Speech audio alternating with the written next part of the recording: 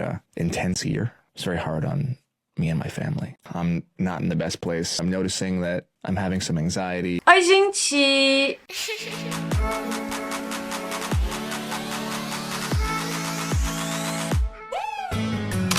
J'espère que vous allez bien. Aujourd'hui on se retrouve pour une nouvelle vidéo et on se retrouve pour une nouvelle JVDT sur l'affaire Justin Baldoni, Blake Lively. Oui, encore, je sais les gars, mais je suis désolée, il y a des updates assez souvent et là pour le coup assez important avec pas mal d'informations. Je trouve personnellement ce qui se passe très grave.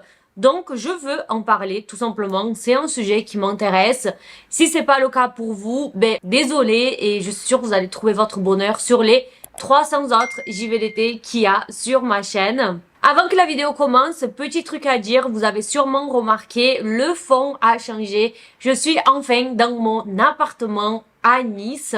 Mais c'est pas le seul changement puisque ma caméra m'a lâché après 6 ans d'existence. Ça fait 6 ans que j'utilisais la même caméra. Et du coup, j'ai dû utiliser la deuxième que j'avais. C'est une caméra que j'avais depuis très longtemps mais je savais pas la paramétrer. Et personnellement, je suis pas très fan. Je pense qu'il va falloir que je touche un peu au réglage. Mais je trouve qu'il y a une trop bonne qualité. C'est pas comme ce que j'avais avant. Après, c'est vrai, j'étais habituée à quelque chose pendant 6 ans. Mais n'hésitez pas à me dire dans les commentaires ce que vous en pensez, que ce soit de la qualité de l'image, que ce soit du son, du décor. Est-ce qu'il y a trop d'écho parce que je tourne dans ma véranda puisque c'est vachement lumineux. N'hésitez pas de me donner vos retours, c'est très important. Mais sans plus tarder, on attaque donc cette vidéo. Bon, Justin Baldoni, comme il l'avait promis, a sorti son fameux site. Son équipe avait annoncé qu'ils allaient le faire et ils l'ont sorti très vite pour une raison. Malgré que le procès est fixé au 9 mars 2026, les premières audiences ont déjà commencé. La première audience a notamment abordé la demande d'ordonnance de silence que Ryan Reynolds et Blake Lively ont faite contre l'équipe de Justin Baldoni. En gros, ils voulaient empêcher la diffusion de nouvelles preuves au public et imposer donc une procédure sous secret judiciaire, alors que pourtant c'est l'équipe de Blake qui ont commencé à jeter des choses au niveau de la presse et tout rendre public dès le départ. Le site a donc été mis en ligne peu avant cette audience et le site est très simple. On a tout simplement 2 onglets. Le premier onglet va venir retracer toute la chronologie avec des preuves et encore des preuves de tout ce qui s'est passé depuis le début du conflit entre Justin et les personnes derrière le film, donc Blake et Ryan Reynolds. Et le deuxième onglet contient plus de 200 pages supplémentaires liées à la plainte qu'il avait déposée contre Blake Lively et Ryan Reynolds et le New York Times. L'une des premières révélations concerne une rumeur qui circulait déjà sur internet et que je vous avais mentionné dans la dernière vidéo, mais cette fois-ci l'équipe de Justin Baldoni l'a incluse dans le dossier du procès, donc ce n'est plus une rumeur. Et c'est donc le fait que Blake Lively et le New York Times auraient conspiré pour publier cet article dans le but de nuire et détruire Justin Baldoni. Et on va apprendre qu'il n'a pas été le fruit d'une enquête indépendante des journalistes comme ils l'ont mentionné. Ça signifie que l'article n'a pas été rédigé par le New York Times après qu'on ait découvert que Blake aurait accusé Justin d'harcèlement sexuel, aurait été une victime d'harcèlement sexuel. Non, ça a été fait avec Blake. Ça a été conçu avec elle, donc d'après l'équipe de Justin, comme un outil pour le détruire publiquement en l'accusant à tort d'harcèlement. C'est quand même très grave. Justin va revenir sur un sujet qui faisait aussi beaucoup parler, son rôle dans le film en tant qu'acteur, puisqu'il est également le directeur et producteur du film, et il va donc partager des nouveaux documents prouvant comment il a acquis les droits du film, y compris les premiers échanges de mails avec Colleen Hoover, et on voit que c'est Colleen elle-même qui lui a suggéré de jouer le rôle principal de Riley. Pour lui, c'est très important de le souligner une fois de plus, car beaucoup l'ont critiqué d'être narcissique et de s'être auto-casté dans le rôle principal de Riley. Il dira que son seul but était de produire et de le réaliser, mais Colleen Hoover lui a suggéré le rôle et il a donc accepté après insistance de sa part.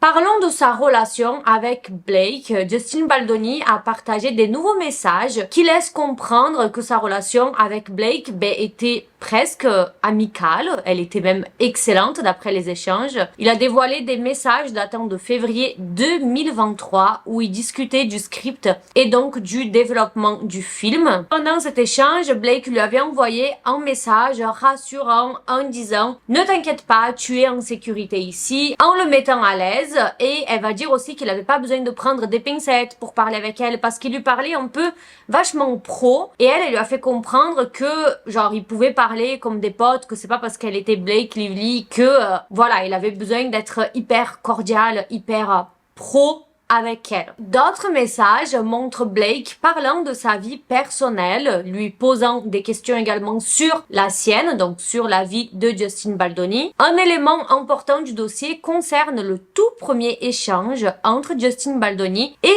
Ryan Reynolds. Pourquoi c'est important? Parce que comme vous le savez, à force, un conflit va avoir lieu entre les deux à cause de cet énorme malentendu, le poids de Blake, dont on va en parler très bientôt. Justin, sachant que Blake partageait énormément ses projets avec son mari, il a pris l'initiative d'écrire à Ryan, et il va aussi le faire parce que Blake avait écrit à sa femme, donc à la femme de Justin. Donc Justin, lui, il va un peu rendre l'appareil et il va envoyer un message à Ryan. Et voici donc le message. Je voulais t'envoyer un message depuis un moment, mais mes vieux nerfs n'aident pas. Émilie et moi, nous avons un petit cercle. Nous vivons à la campagne et sortons rarement. Je n'ai pratiquement pas d'amis femmes qui ne soient pas aussi amis avec ma femme, encore moins se marier. Donc je suppose que ce message est étrange, mais je voulais juste te dire que j'aimerais être ton ami aussi.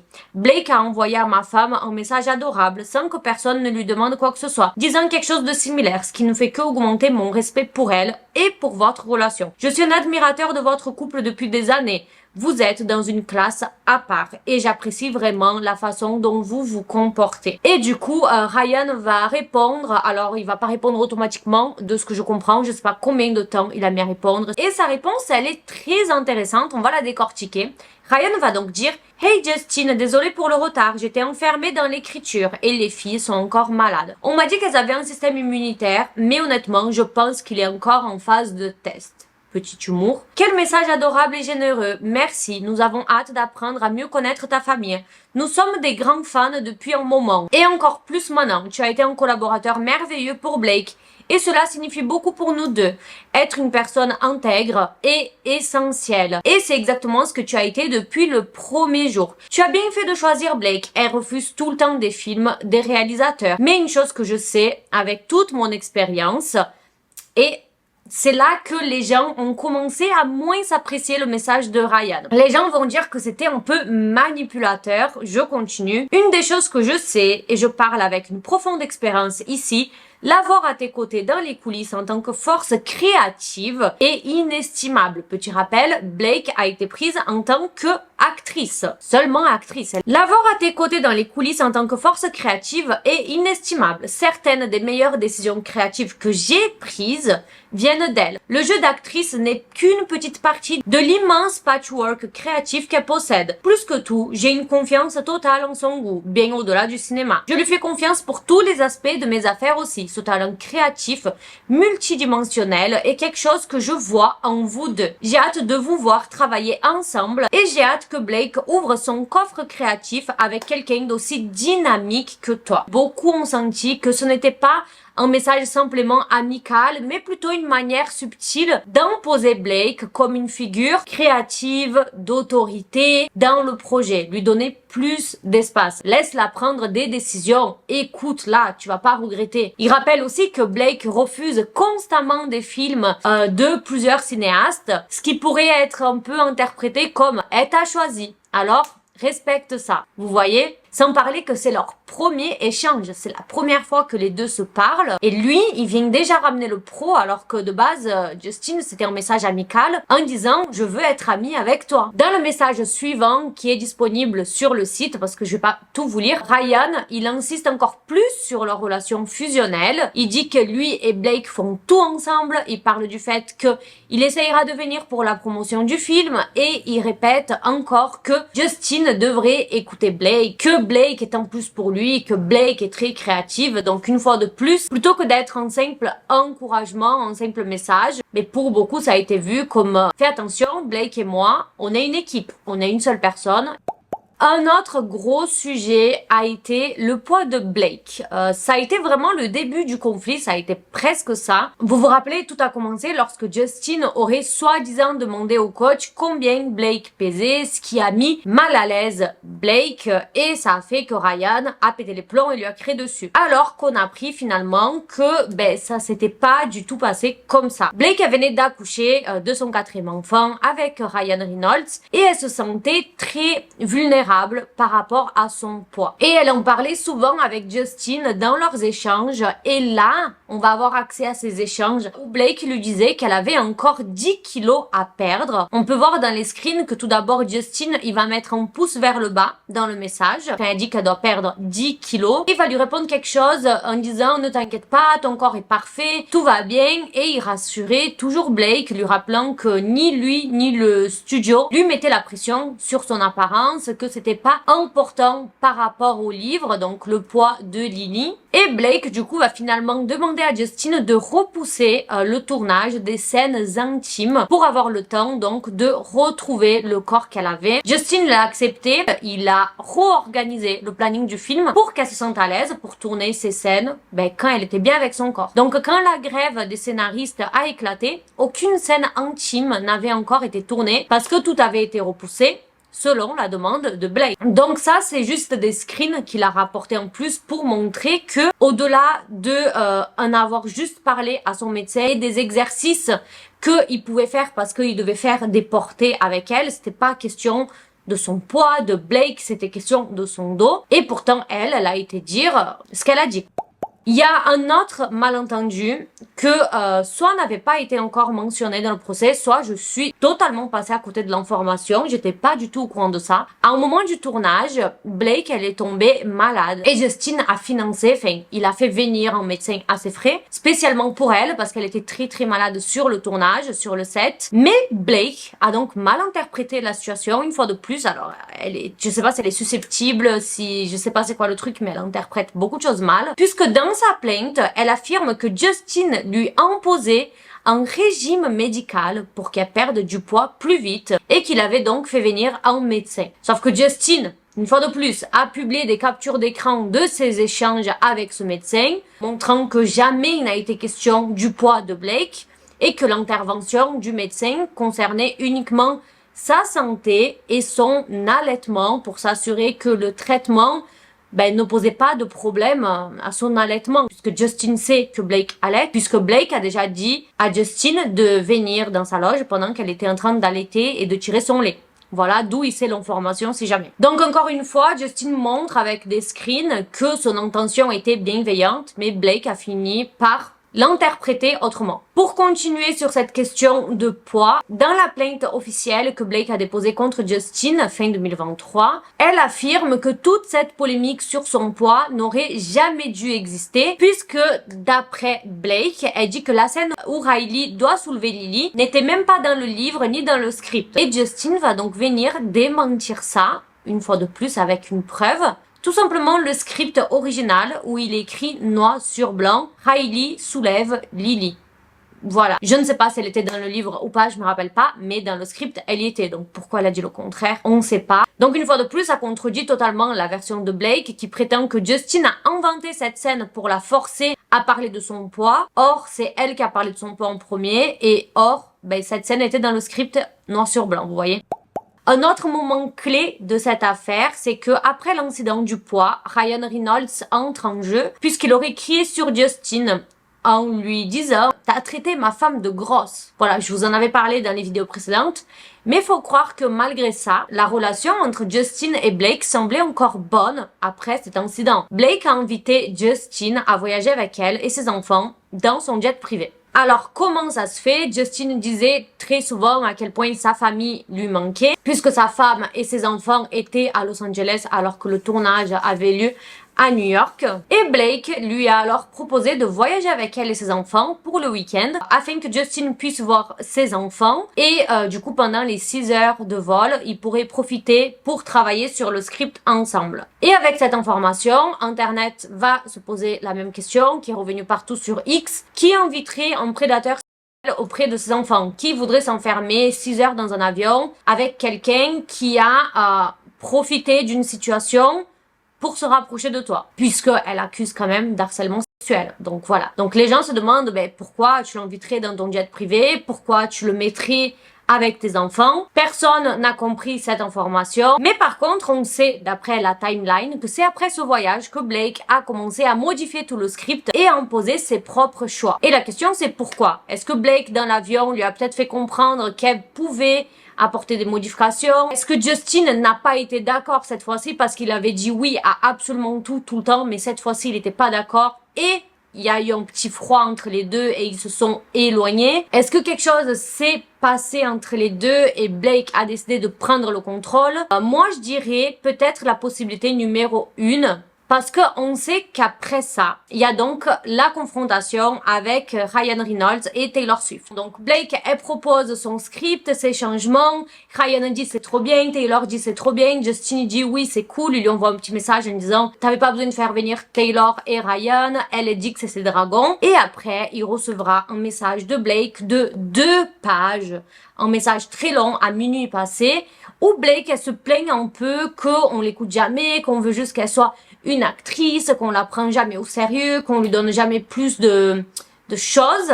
Et Justin répond donc par audio pour la rassurer et s'excuser, le fameux audio de 6 minutes que je vous ai traduit dans cette vidéo-là. I feel really grateful that you feel safe enough to tell me that that's how you feel. And I'm really sorry. I'm sorry.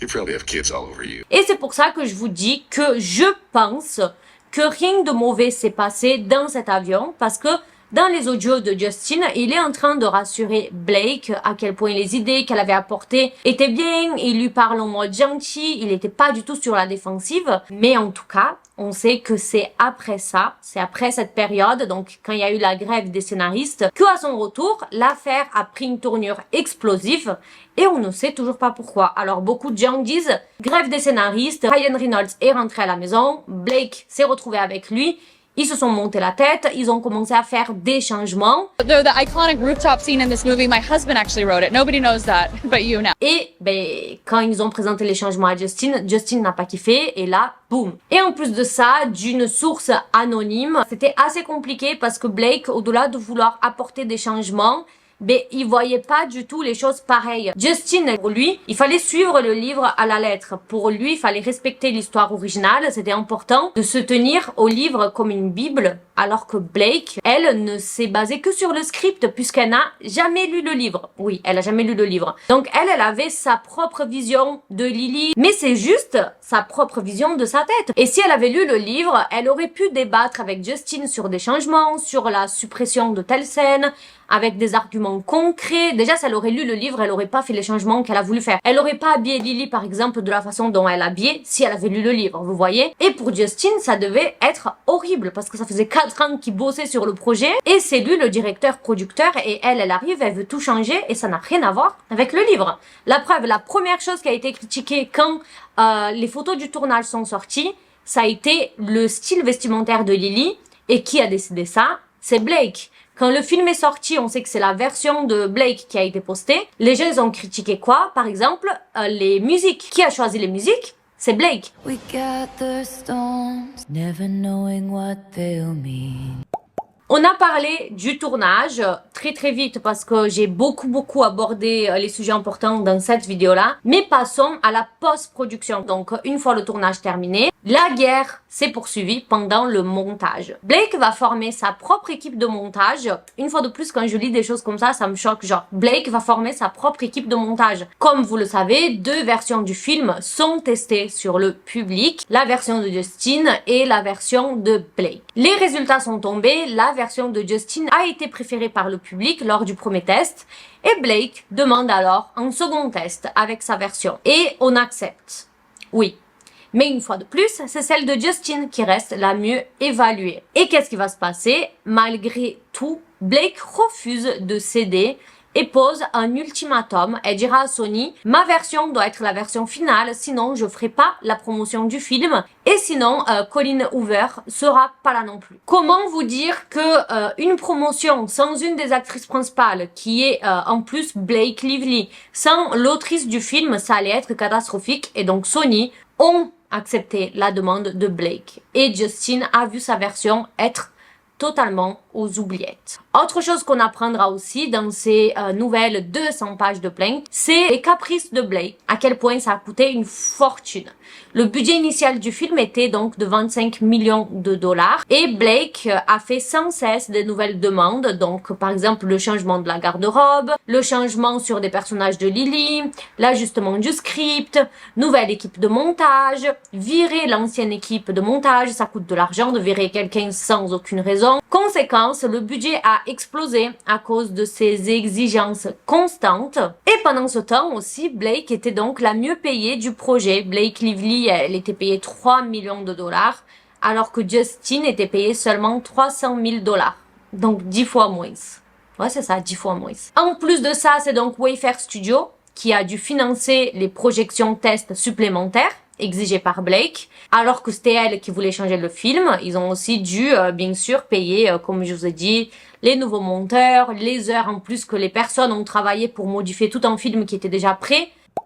Passons à la promotion du film, et là on a appris quelque chose, je pense que c'est dans le top 3 des révélations les plus graves, même dans le top 2, qui était l'entreprise responsable de la promotion du film. C'était Maximum Effort, une entreprise appartenant à Ryan Reynolds. Sony l'a engagé pour gérer la campagne promotionnelle. Est-ce que c'est vraiment Sony ou est-ce que ça a été imposé par Blake? On sait pas. Mais c'est pour ça qu'on voyait très souvent donc Ryan pendant les interviews du film Jamais Plus. On voyait Ryan qui faisait des pubs pour son propre film Deadpool et Wolverine, genre le rapport au camp. On a eu aussi donc des pubs pour les produits de Blake, que ce soit sa marque d'alcool.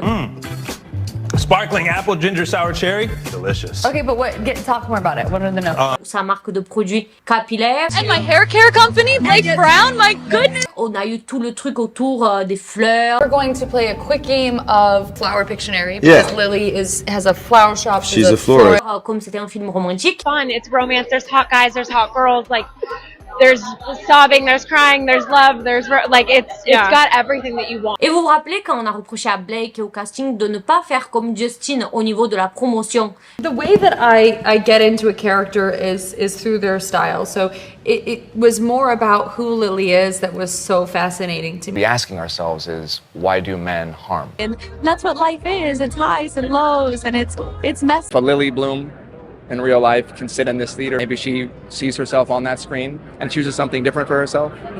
That's why I made them. Mais Blake s'était défendu en disant, si j'ai pas parlé des violences conjugales, des violences domestiques, c'est parce que Sony me l'a interdit. Vous vous rappelez de ça? Sauf qu'en réalité, Sony ne lui a jamais interdit ça, c'est l'entreprise de son propre mari qui organisait la promotion. C'était pas du tout Sony. Et revenons un tout petit peu dans la plainte de Blake, puisque dans la plainte initiale, Blake accuse Justin Baldoni de ne s'être intéressé aux violences domestiques que lorsque le film a commencé à être dans la sauce. Et Justin, une fois de plus, va arriver avec des preuves. Il montre des échanges d'emails dès le début du projet entre Sony et Wayfair Studio où il dit « Je veux que la promo mette en avant les victimes de violences domestiques. Je veux qu'un pourcentage des bénéfices du film soit reversé à cette association d'aide aux victimes. » Ça date de 2022. Donc, cette intention était présente dès le départ, avant même le tournage du film, avant même que Blake soit embauché. Mais,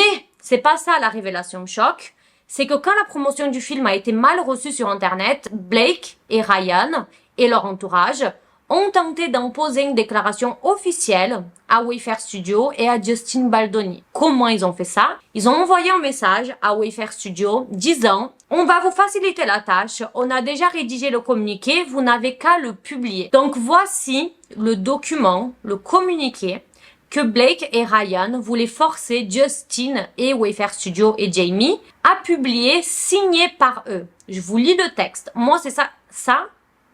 Ok, je vous lis. La production de Jamais plus a été tumultueuse et nous en assumons l'entièrement responsabilité. Nous présentons nos excuses sincères à tous ceux que nous avons affectés, en privé comme en public. Blake Lively, Colin Hoover, tout le casting et l'équipe ont fait preuve d'un professionnalisme exemplaire à chaque étape du projet. Toute critique ou négativité dirigée contre eux relève uniquement de notre responsabilité. Nous avons convenu mutuellement que le casting ferait la promotion du film séparément. Nous avons toujours dit que nous ne sommes pas parfaits.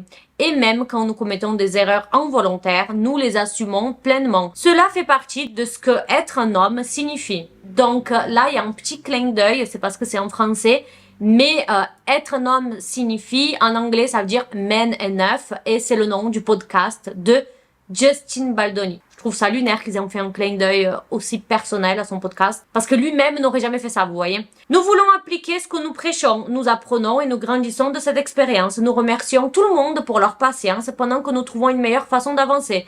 Nous sommes très fiers du film et de l'accueil chaleureux qu'il a reçu. Notre rôle est d'ouvrir des discussions inconfortables pour faire avancer la société. Le film est le fait à l'écran et nous le faisons en dehors. Nous remercions le casting, l'équipe et le public pour cette opportunité de grandir avec humanité et dévouement. Franchement, ça me dégoûte de voir que Blake et Ryan ont peut-être non seulement manipulé le tournage et le montage, ont humilié Justin sur le tapis rouge en l'empêchant de voir son propre film avec sa famille. Literally was sent to the basement because I wasn't allowed to be seen. She didn't want me anywhere near her or the rest of the cast. Mais en plus, une fois qu'ils ont vu la réaction négative des fans, qui se sont retrouvés dans la sauce à cause de leur façon à eux de diriger la promotion de ce film. Movie is going to affect people and they're going to want to tell you about their lives. Like asking for like my address or my phone number or like my location share.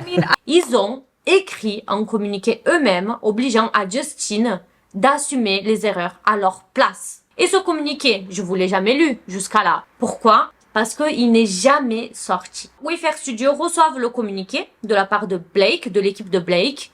Ils le lisent et ils appellent Justin immédiatement pour leur dire « Prenez un avocat tout de suite ». Je sais pas si vous vous rendez compte à quel point c'est grave. Genre, vraiment, c'est... Je comprends pas comment quelqu'un peut faire ça à quelqu'un. Et je dis ça dans le sens où, ce que Justin dit est vrai, si c'est le cas. Si Justin, il a vraiment été aussi gentil et bienveillant avec Blake en cédant à ses plusieurs demandes, en l'arrangeant, pourquoi, en fait, tu lui ferais ça à la fin? Il y a aucune raison logique. Et dans le fond de mon cœur, j'espère que Blake, un jour, elle viendra avec une explication. Parce que là, c'est purement de la méchanceté de vouloir détruire quelqu'un à ce point totalement gratuitement. Il y a forcément une raison.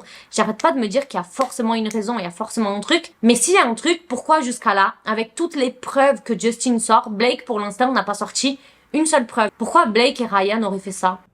Un autre sujet qui est énormément revenu en ligne et maintenant mentionné par l'équipe de Justin, et donc la stratégie de Blake et Ryan Reynolds pour s'approprier des projets qui ne leur appartiennent pas. Parlons de Ryan Reynolds, il était ravi d'intégrer donc l'univers de Marvel avec Deadpool. Contexte du premier Deadpool, budget 60 millions de dollars, donc un montant très faible pour un film de super-héros. À titre de comparaison, par exemple, le film Ant-Man avait 3 fois plus de budget que Deadpool. Donc Ryan Reynolds, il a commencé en tant qu'acteur avec un salaire modeste de 3 millions de dollars pour son premier film. Mais finalement, la question est comment Ryan Reynolds est passé d'acteur à producteur. Parce que c'est ce qui s'est passé avec Deadpool. Premier truc, il commence par changer quelques répliques. Deuxième truc, il intervient sur les tenues, les décors. Troisième truc, petit à petit, il gagne du pouvoir sur le projet. Et au fil du temps, il remplit toutes les cases pour être crédité comme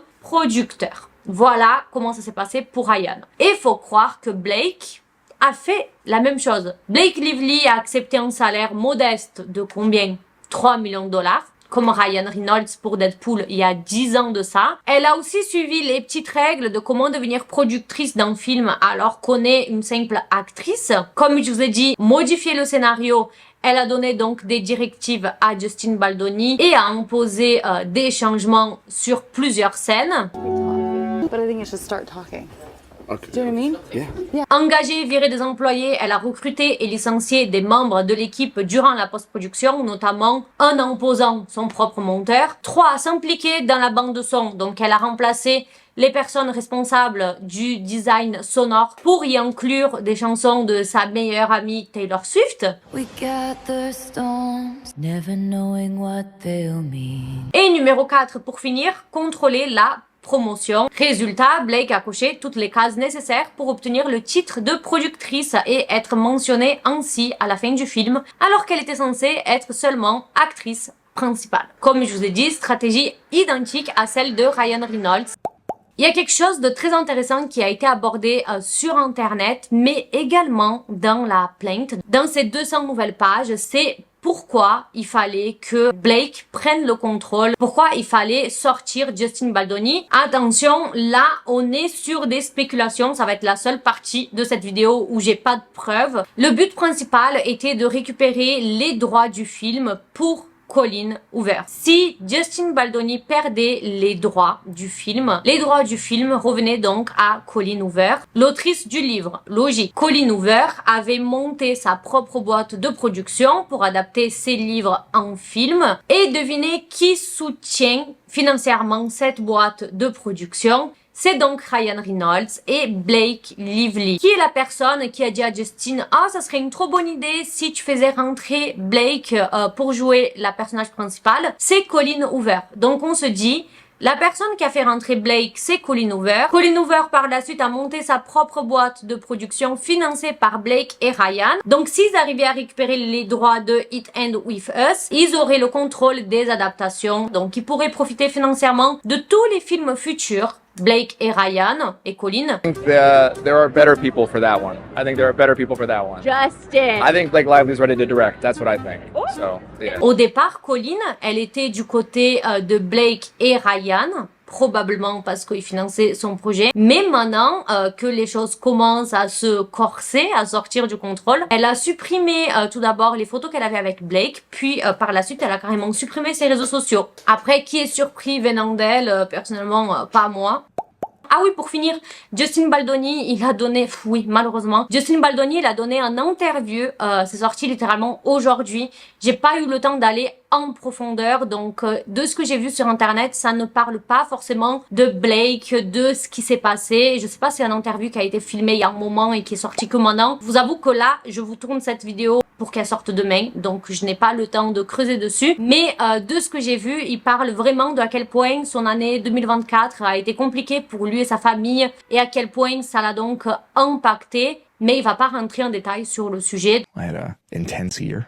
A lot of material success and a lot of emotional stress. It's very hard on me and my family. And I wear a lot of hats and I carry a lot because I love what I do. I love the company I built, the brand that we've built. I love the people that work for us. I love the movies that we make. I love the impact that we have. And I sent this text this morning and I just said, I love you both. I just need you to know I'm not in the best place. I woke up at 4:30 this morning. You know, my son's had the flu. I'm not feeling great. My heart was racing. I'm noticing that I'm having some anxiety. I've realized that I just haven't given myself the time to heal from this year that I needed. Pour finir cette vidéo, elle est peut-être perçue à charge contre Blake. Je tiens à vous rappeler que c'est la version de Justin. Blake se manifeste très peu, donc je peux pas venir vous donner plus d'informations venant de son côté, qui va venir à défendre son discours parce que elle ne s'exprime pas. C'est pas moi volontairement qui cache des infos, je ne fais jamais ça. Mais là, je suis vraiment en train de vous donner la version de Justin, donc bien sûr, c'est à charge contre Blake. Mais par contre, je vais vous donner mon avis. C'est tout simplement mon avis, les gars, tout comme je demande votre avis dans les commentaires, donc ne m'attaquez pas. Non, parce que la dernière fois, on est venu me dire tu peux pas donner ton avis tant que tu l'as pas vécu, nanana, mais je suis pas obligée de crier en 4K dans une vidéo YouTube ce que j'ai vécu. Mais je vous donne mon avis vraiment en ayant expérimenté des choses pas cool. Moi, personnellement, je suis du côté de Justin, enfin je crois plus les dires de Justin. Peut-être que je me trompe, peut-être qu'il nous a totalement manipulés. Mais là, avec toutes les preuves, on a vraiment des preuves vidéo, audio, screen, script, la totale. Je vois pas comment il pourrait mentir Alors peut-être que Justine a eu des phrases déplacées vers elle qui malheureusement sont impossibles à prouver, puisque c'est bien connu, en tant que victime, on peut pas toujours prouver ce qu'on avance, ce qu'on a vécu. Je pense même que 90% de victimes malheureusement ne peuvent pas prouver quelque chose qu'elles ont vécu. Une fois de plus, mon avis, c'est pas parce qu'on est une femme, c'est pas parce qu'on a été victime de quelque chose qu'on ne peut pas croire qu'un homme puisse être victime lui aussi d'une femme, d'une certaine façon ou d'une autre. Moi, j'ai sincèrement l'impression que dans cette histoire, c'est Justin qui a été manipulé. Ils ont utilisé le fait qu'il était beaucoup moins expérimenté, qu'il avait beaucoup moins de notoriété pour profiter de lui, de sa gentillesse. Et petit à petit, Blake a commencé à rentrer dans les décisions et a finalement totalement pris le contrôle du film. Ce n'est que mon avis. Peut-être qu'il plaira pas, mais une fois de plus, j'espère me tromper parce que j'ai un peu de mal à concevoir que quelqu'un puisse être aussi méchante sans aucune raison. Peut-être que Justin lui a fait quelque chose et que du coup elle a répondu fois 1000 et a menti sur certaines choses. Je dis pas que Justin n'a rien fait, vous voyez, mais je dis juste que malheureusement tout ce que Blake a avancé, ça a été prouvé que c'était faux. Mais tout ça pour dire que même si j'ai cet avis-là, je suis pas l'avocate de Justin, je suis pas sa cousine, je suis pas de sa famille, je suis pas une fan. Donc mes prochaines vidéos seront toujours objectives et neutres. Si je voudrais donner mon avis, je le ferai à la fin une fois de plus. J'ai hâte en tout cas de savoir qu'est-ce que vous en pensez de ces nouvelles informations. Et les gars, vous m'avez dit oui, on voit plus les chats, nanana, mais vous savez maintenant, déjà avant ils venaient pas sur le lit quand je tournais dans le Airbnb et ici il y a pas trop d'espace. Pigna il était allongé juste là depuis tout à l'heure, mais ils sont bien là. Ils sont très contents d'avoir déménagé et avoir plus de place. N'hésitez pas à me dire ce que vous en pensez aussi des changements, lumière, son, image, tout ça. Je vous laisse 2 autres vidéos sur l'écran. Je fais plein de bisous, bisous, ciao.